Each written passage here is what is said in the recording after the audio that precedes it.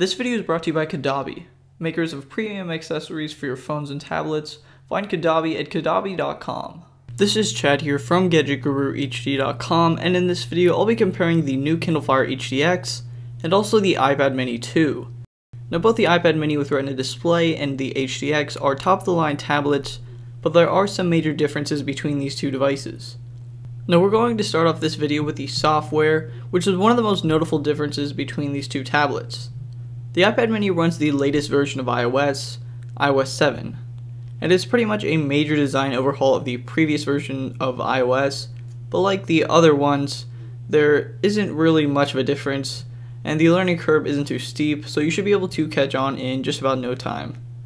Now this isn't a review, but there are some cool new features like Control Center, which is similar to the pull-down notification of the Kindle Fire HDX. There's also some new multitasking. The HDX runs the latest version of Kindle Fire OS, also known as Mojito, which, believe it or not, is actually based on Android. However, from just looking at the operating system, you really would have never guessed it. And I've been using the HDX for a couple of weeks now and still can't quite get used to the operating system. I do find it a bit confusing, and it definitely lacks the functionality of Android. However, it isn't really all that bad. This new version of Kindle OS keeps the carousel, which is a pretty convenient idea. It pretty much just lets you swipe through all of your content and applications. Also, with the ultra-fast processor, I haven't really noticed any lag going through the Silk browser or playing any graphic-intensive games. There's also this really cool new feature called Mayday, which allows you to get your hands-on support in only seconds on the HDX. You can connect with tech support at any time of the day or year. It's a really cool feature for those that are just getting started with the Kindle Fire HDX, or that just need a little bit more help with the operating system itself. Speaking of graphic-intensive games and applications, the Amazon App Store isn't anywhere near as polished as Google Play's or Apple's App Store, but it's still getting there. What really bothered me was not having basic applications like Gmail or YouTube. For some this may not be a huge deal, but most of the media consumption I do on my tablet is actually based off of YouTube or Gmail, and just about any type of Google service. The operating system on the Kindle Fire HDX is something you're really going to want to consider before purchasing it, because it's going to be a pretty big shock if you're coming from an Android or iOS device. I would say probably the most obvious difference between these two tablets, at least externally, is the look and feel of each of them.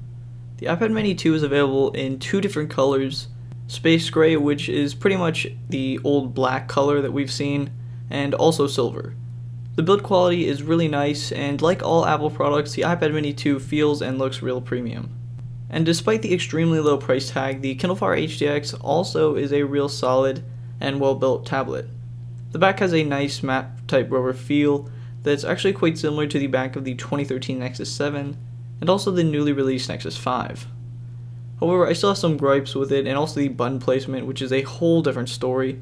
They're actually placed on the back of the tablet, which is completely weird. And for some reason, Amazon opted for a glossy finish around the side of the tablet, which looks a bit weird.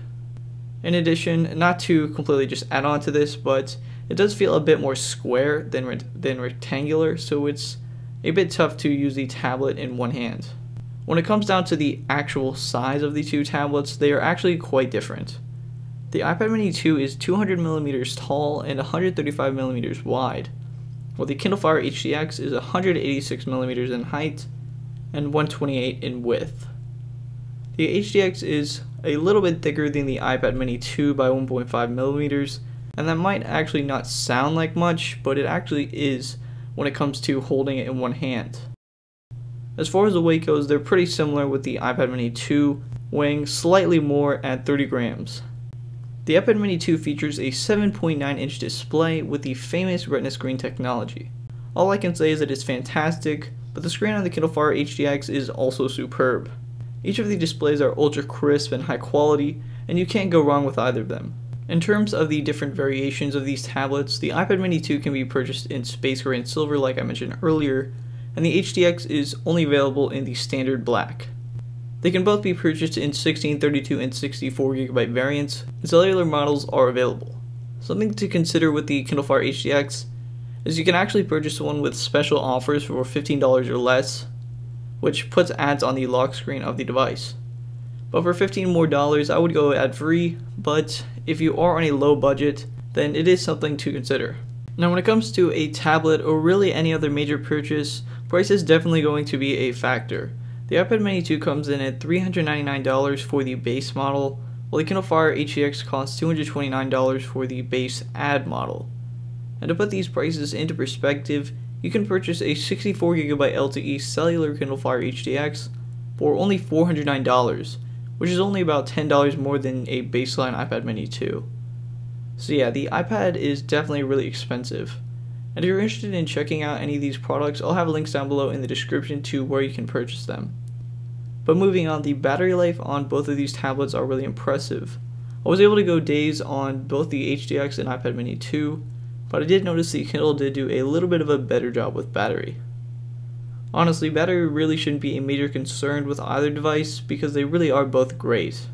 And also, for those that don't know, expandable storage isn't available on the Kindle Fire HDX or iPad Mini, and the backs also aren't removable.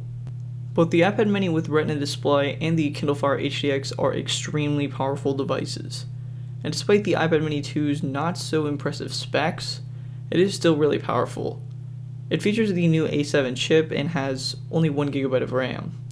But on the other hand, the Kindle Fire HDX has an ultra-powerful quad-core Snapdragon 800 processor clocked at 2.2 GHz and 2GB of RAM. Both of these devices have no problem navigating through the operating system, and they both are really a pleasure to use in terms of the fluidity and smoothness of each of them. I've tested each out with high graphic intensive games, and they perform very well. I'll be honest though, I think the iPad Mini is a bit more fluid than the HDX, but that's probably just because the operating system is a bit more polished up. Now both the iPad Mini 2 and Kindle Fire HDX are fantastic tablets, and they're each great in their own ways. The iPad Mini is really hard to purchase simply because it's so expensive, but if you use an iPad Mini or an Android tablet, it's tough to use a Kindle Fire HDX operating system. And if money wasn't a factor, then I would definitely go with the iPad Mini with Retina Display, but it's definitely a trade-off. Anyway, let me know down below in the comment section which one you're going to be picking up or which one you already have. Hopefully this video helped you all decide between these two great tablets, and if it did, please give this video a thumbs up and subscribe for more content like this. I'm Chad from GadgetGuruHD.com, and I'll see all of you in our next video.